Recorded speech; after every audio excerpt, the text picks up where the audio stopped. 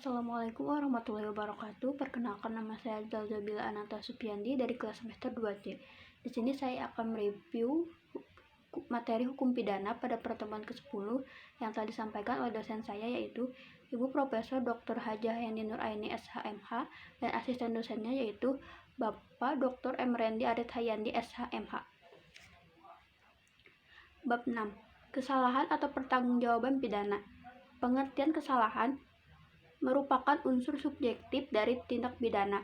Gestapt Sonderschuld yang tidak terdapat dalam Kitab Undang-Undang Hukum Pidana, tetapi terdapat dalam hukum tidak tertulis.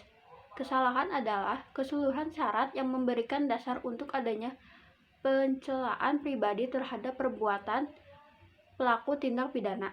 Dalam arti yuridis dibagi menjadi dua, yaitu kesengajaan atau dolus atau offset, kealpaan atau culpa. Unsur-unsur kesalahan: 1. Kemampuan bertanggung jawab. 2. Adanya hubungan batin antara pelaku dengan perbuatan, yaitu yang berupa kesengajaan atau kealpaan. Yang ketiga, tidak adanya alasan pemaaf. Pengertian kesengajaan atau dolus atau offset. Dalam Kitab Undang-Undang Hukum Pidana tidak ada definisi tentang kesengajaan, tetapi dalam MPT kesengajaan diartikan dengan menghendaki dan mengetahui atau willing and witting. Jadi dikatakan sengaja apabila pelaku menghendaki apa yang dilakukannya dan mengetahui perbuatan yang akan dilakukannya, yaitu 1. Atas dasar itu pelaku mempunyai kehendak untuk mewujudkan atau wills theory, unsur-unsur dari rumusan undang-undang. Selain itu, pelaku menghendaki akan akibat yang timbul, atau pelaku juga sudah dapat membayangkan akan akibat yang nanti timbul. Perbuatan kedua teori ini dalam hal akibat keadaan yang menyertainya, walaupun dalam praktek penggunaan teori ini sama. Corak atau bentuk kesengajaan. 1. Kesengajaan dengan maksud atau bertujuan, offset al object atau dolus directus, untuk mencapai tujuan, yaitu bentuk kesengajaan yang paling sederhana di mana perbuatan pelaku ditunjukkan untuk menimbulkan perbuatan yang dilarang dan pelaku menghendaki perbuatan tersebut beserta akibatnya. Contohnya, A menampar B dengan maksud agar B merasa sakit dan kapuk untuk tidak berbohong lagi.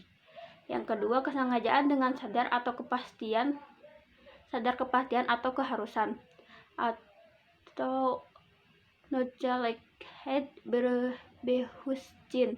Dalam hal ini perbuatan menimbulkan dua akibat, yaitu A. Akibatnya menunjukkan memang dituju oleh si pelaku, yaitu dapat berupa delik sendiri, dilakukan sendiri, dan dapat berupa penyertaan atau deelneming.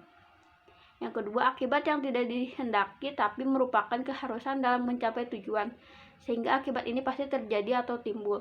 Contohnya, A hendak membunuh B dengan menembak pistol, sementara B sedang duduk di balik kaca restoran. Penembakan terhadap B pasti akan memecahkan kaca milik restoran itu. Terhadap pecahan kaca ada kesengajaan dengan sadar keharusan dari pelaku, yaitu pada pasal 406 Kitab Undang-Undang Hukum Pidana.